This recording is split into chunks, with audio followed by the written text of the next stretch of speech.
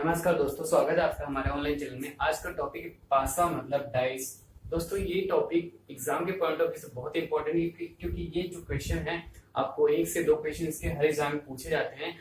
तो मैं आपको ये पासा का क्वेश्चन आपको मिनटों में कैसे सॉल्व होगा आज ये बताऊंगा। सबसे पहले इसका बेसिक कॉन्सेप्ट क्लियर कर लेते हैं कि एक्चुअली पासा होता क्या है। दोस्तों पासा में 6 फलक होते हैं। फलक क्या होता है, आपको मान लो ये अगर पासा है आपका तो 1 2 3 4 5 6 मतलब 6 फलक होते हैं। और शीर्ष जो कोर है मतलब कॉर्नर कोना वो टोटल होता है इधर ऊपर 4 और नीचे 4 मतलब टोटल 8 होते हैं।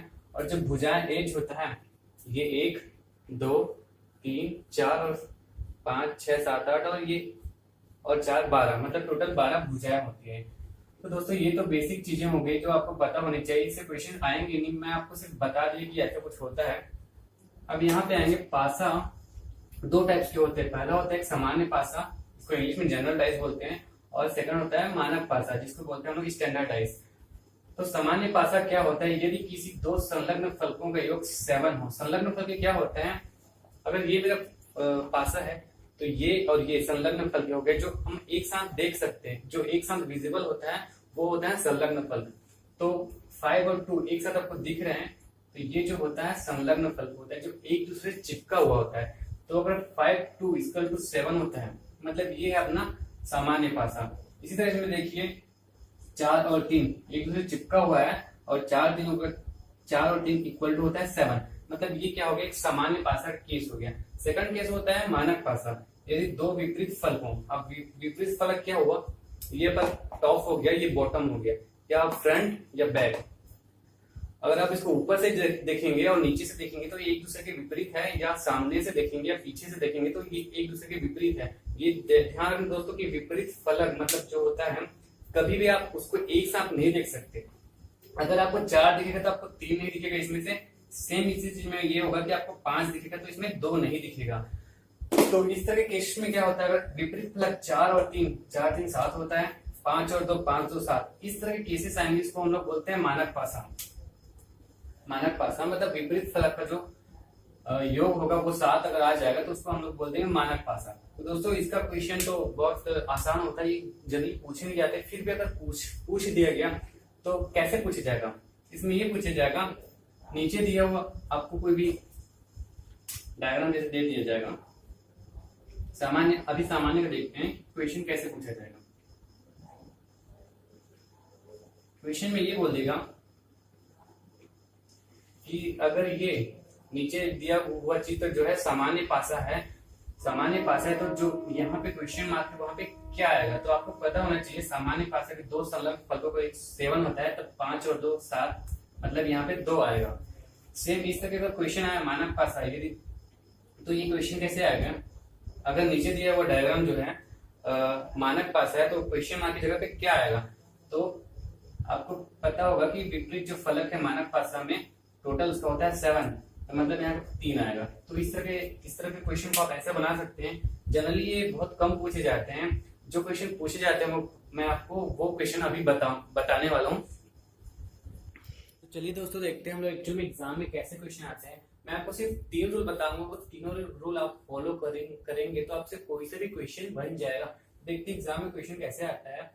इसमें क्या लिखा है, नीचे दिए गए पासे के अलावा बताइए कि 2 के अपोजिट मतलब 2 के विपरीत जो है कौन सा अंक आएगा।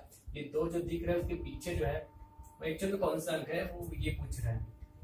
तो मैं रूल नंबर 1 आपको बताने जा रहा हूँ। मैं आपको सिर्फ 3 रूल बताऊंगा, उस तीनों रूल से आपको कोई सा भी क्वेश्चन है जो आपको मिनटों में या सेकंडों में आप कोई से भी क्वेश्चन बना लेंगे। तो इसमें क्या करेंगे, सबसे पहले जो भी क्वेश्चन में जो भी पूछा है उसको अपन कॉमन ले लेंगे। इसमें 2 पूछा है तो मैं क्या करूंगा, 2 को कॉमन ले लूंगा सारे डायग्राम्स में। मतलब यहाँ पे 1 2 3 4 सारे चित्र में मैं 2 को कॉमन ले लूंगा और जो बचे संख्या उसको लिख दूंगा। तो यहाँ पे क्या बचे, 2 के अलावा 4 और 3। इसी तरह इसमें क्या बचे, 2 के अलावा 1 और 3।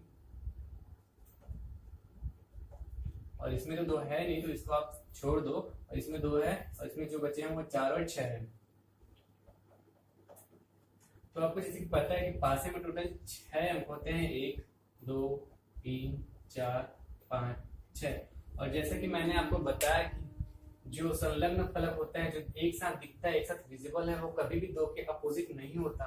मतलब अब ये देखिए समझ जाओ कि दो का अपोजिट चार बिल्कुल भी नहीं हो सकता और दो के अपोजिट तीन बिल्कुल भी नहीं हो सकता। तो ये क्या क्या बच गया यहाँ पे चार और तीन, मतलब चार और तीन दो के अपोजिट हो नहीं सकता, एक और तीन, एक तीन हो नहीं सकता, और चार और छह, मतलब चार और छह भी दो के अपोजिट नहीं हो सकता। पूछा क्या क्वेश्चन, दो का अपोजिट, मतलब दो का अपोजिट सिर्फ पांच बचा, तो दो का अपोजिट पांच होगा। ये हो गया आपका, ऐसे बनाना है, ये हो जाएगा दो का अपोजिट आंसर। अब देखते हैं क्वेश्चन नंबर 2 में क्या बोला है, तीन का विपरीत बताइए। देखते हैं सेम टाइप से हम लोग हल करने की कोशिश करते हैं। यहाँ पे तीन को मैं कॉमन ले लिया, बचा एक और पांच, यहाँ पे तीन है नहीं, और यहाँ पे तीन को कॉमन लेने पे क्या बच जाएगा, दो और चार। तो क्या होगा, एक पांच दो और चार दो की अपोजिट तो होगा नहीं, एक दो तीन चार पाँच छह, इसमें क्या है एक और पांच और दो और चार, दो और चार दो का अपोजिट होगा नहीं, बचा छह, मतलब दो का अपोजिट छह। दोस्तों ये हो गया रूल 1। कुछ क्वेश्चन जो है इससे बनेंगे नहीं, आइए जो क्वेश्चन इससे बनेगा नहीं हम लोग, हम वो क्वेश्चन हम कैसे बनाएंगे नेक्स्ट रूल में हम लोग उसको देखते हैं। चलिए दोस्तों नेक्स्ट रूल हम लोग देखते हैं, जो क्वेश्चन रूल से बनेगा नहीं इसको हम लोग कैसे बनाएंगे। ये क्वेश्चन देखते हैं, क्या पूछा है, चार के विपरीत फलक पर कौन सा अंक होगा। अब इसको हम लोग रूल 1 से बनाने की कोशिश करते हैं। तो मैं क्या करता हूँ, चार को कॉमन ले लिया, मैंने बताया था रूल 1 में कैसे करना है कि जो भी क्वेश्चन आपको पूछा है उसको कॉमन लेके बाकी में देखना है। तो यहाँ पे देखिए कि सिर्फ एक ही बार चार आया हुआ है, तो रूल 1 हो गया आपका फेल। ठीक है, तो हम लोग अब मैं आपको बताऊंगा कि रूल 2 है वो आपको कैसे बनेगा। इस क्वेश्चन में क्या करना, जो अंक पूछा है आपको उसको आप कॉमन तो लेंगे, और उसके बाद जो बचे अंक वो आप लिखेंगे एक और तीन, और ये जो बचे अंक हैं, ये जो बचे अंक है एक और तीन, वो आप उसको देखिएगा एक साथ कहाँ पे आ रहे हैं, कहीं पे आ रहे हैं क्या, एक और तीन यहाँ पे तो नहीं आ रहे हैं, एक और तीन यहाँ पे एक साथ आ गए हैं। तो क्या होगा, जो छह होगा वो होगा चार का अपोजिट, जो छह होगा वो चार का अपोजिट होगा। मतलब क्या करना है आपको, सबसे पहले आपको कॉमन लेना है और देखना है कि एक और तीन एक साथ कहीं पे आ रहे हैं, तो अगर वो कहीं पे आ रहे हैं तो वही उसका अपोजिट हो जाएगा। ठीक है दोस्तों, अब देखते हैं कि जो कुछ क्वेश्चन होंगे जो रूल 1 और रूल 2 पे नहीं चलेंगे वो हम लोग कैसे बनाएंगे। इसमें क्या पूछा है, तीन के विपरीत अंक बताइए। तो इसमें हम लोग रूल 1 अप्लाई करेंगे, तीन कॉमन हुआ, कहीं पे भी तीन है नहीं, रूल 1 हो गया फेल।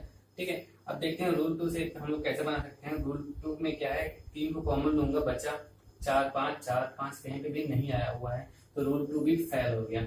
अब दोस्तों रूल 3 हम लोग कैसे बनाएंगे, जो भी यहाँ पे दोनों डायग्राम में देखेंगे कहीं पे भी दो अंक, जो एक अंक है वो दो बार आया हुआ है क्या, तो यहाँ पे एक दो बार तो नहीं आया हुआ है, तो यहाँ पे भी दो बार नहीं आया हुआ, यहाँ पे चार दो बार आया हुआ है। तो दोस्तों यहाँ पे ध्यान देना, जो जो अंक दो बार आया उसको हम लोग कॉमन लेंगे।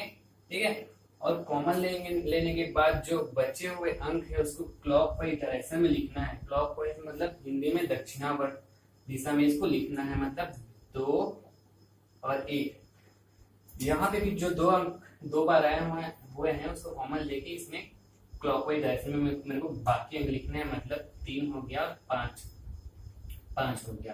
क्या करना है दोस्तों, कॉमन लेना है, क्लॉकवाइज डायरेक्शन में लिखते जाना है, दो एक और तीन पांच। अब विपरीत किसके पूछा है, तीन के विपरीत पूछा है, तो इसका जो आंसर होगा तीन के विपरीत होगा दो। और इसी क्वेश्चन में अगर पूछा जाता कि पांच का विपरीत क्या है, तो इसका आंसर होता पांच का विपरीत होता वन। दोस्तों ये तीन रूल आप याद रखिएगा, इस रूल से आपको कोई सा भी जो क्वेश्चन बिल्कुल बन जाएंगे। तो आज चलिए दोस्तों अब थोड़ा देखते हैं कि पासे का थोड़ा डिफरेंट टाइप क्वेश्चन है वो कैसे पूछे जाते हैं। पासे का प्रसार मतलब एक डाइस को अगर मैं काट दूं तो उसको काट के हम लोग किस तरह से फैला सकते हैं। तो देखिए आपको डेमो देने के लिए मैंने आपको एक कागज का डाइस बनाया हुआ है, अगर इसको मैं काटूं तो बहुत सारे तरीके से अपन फैला सकते हैं। सपोज ये देखिए मैंने एक तरीके से इसको फैला दिया, इसमें क्या होता है अगर ये ए है तो इसका अपोजिट ए डैश हो जाएगा, बी है तो अपोजिट बी डैश, और सी और इसका अपोजिट सी डैश। अब इसको ऐसे मिला के देख लीजिए ये एक दूसरे का अपोजिट आ जाएगा। देखिए ये ए है, इसके अपोजिट आगे ए डैश। तो हम लोग बहुत सारे तरीके से इसको फैला सकते हैं। तो ये देखिए ए का अपोजिट ए डैश, बी का बी डैश, सी का सी डैश, ए का ए डैश, सी का सी डैश, बी का बी डैश, और ये चारों टाइप्स हो गए। बिल्कुल इजी है, इसमें बस ये आप याद रखिएगा कि जो एक दूसरे से बिल्कुल चिपका हुआ है वो एक दूसरे के अपोजिट कभी भी नहीं होगा। बस ये तरीका आपको याद रखना है। और आइए देखते हैं इस तरह के क्वेश्चन आपको एग्जाम में कैसे पूछे जाएंगे और इसको अब कैसे बना सकते हैं। बस ये याद रखना दोस्तों कि एक दूसरे के जो संलग्न फल हैं वो कभी भी एक दूसरे के अपोजिट नहीं हो सकता। और इस तरह के क्वेश्चन चलिए देखते हैं कि बनते कैसे हैं। चलिए फ्रेंड देखते हैं क्वेश्चन। जैसा कि मैंने आपको बताया उसका एग्जाम्पल कैसे आ सकता है। दी गई आकृति को बंद करके क्या बनाया जा सकता है। क्वेश्चन ये पूछ रहा है कि ये डायग्राम दिया है, एक चित्र दिया है, इसको देख के आप ये ऑप्शन है आपका ए बी सी डी, इनमें से कौन सा बनाया जा सकता है इसको बंद करके। मतलब ये बॉक्स है, इसको हम लोग खोल दिए हैं और इसको अगर बंद करेंगे तो इन सारे ऑप्शन में कौन सा ऑप्शन आपका बनेगा ये पूछ रहा है। तो जैसे कि मैंने दोस्तों आपको बताया था कि ये इसका अपोजिट होगा, ये इसका अपोजिट होगा, ये इसका अपोजिट होगा। और अपोजिट जो विपरीत होते हैं फलक वो कभी भी एक साथ विजिबल नहीं होते। तो ये अगर ये दिखेगा तो ये नहीं दिख सकता और ये दिखेगा तो ये नहीं दिख सकता क्योंकि ये एक दूसरे के अपोजिट है। तो देखते हैं इसमें क्या हो रहा है। ये और ये दोनों एक साथ दिख रहे हैं ए में, तो ये तो बिल्कुल भी नहीं हो सकता इसका आंसर। इसमें भी ये और ये एक साथ विजिबल है, ये भी बिल्कुल नहीं हो सकता इसके आंसर क्योंकि ये एक दूसरे के अपोजिट है तो एक साथ दिख ही नहीं सकते। इसमें भी एक दूसरे ये और ये विजिबल है तो ये नहीं हो सकता। इसमें ये दिख रहा है और ये जो स्पॉट है वो इसके पीछे होगा इसलिए वो दिख नहीं रहा है, तो आंसर होगा इसका ये। तो दोस्तों आज की क्लास में मैं इतना ही बताऊंगा। अगर आपको मेरा क्लास अच्छा लगा तो प्लीज सब्सक्राइब